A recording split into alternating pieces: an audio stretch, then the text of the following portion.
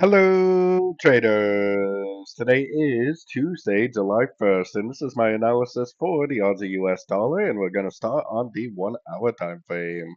So we had another continuation entry right here last night in the A's assassin. Another beautiful, beautiful trade to go long.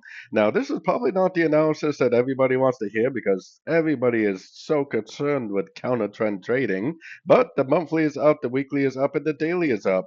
Daily, I personally think this is a one, two, three. If this is a wave three, this thing is just gonna go and go and go and go. There will be pullbacks along the way, but it will continue to make higher highs, higher lows on the higher time frames. So going down to the 1 hour time frame, everybody is so concerned about counter trend trading that they end up missing the perfect long opportunities that these markets have been making for us. So what would I be doing now? I would be recommending longs. I definitely would not be going long right now. I would only be going long on pullbacks, and I would prefer to go long on three-wave pullbacks, Fibonacci retracement bounces, and golfing moves to the upside for more entries to go long.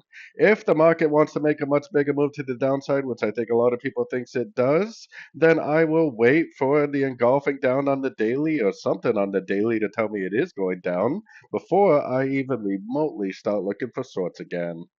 So anyways, don't forget to check out my free Discord group, which is linked down here in the corner. Take a look at my website, fxpipcollector.com. And as always, thank you for watching and happy trading.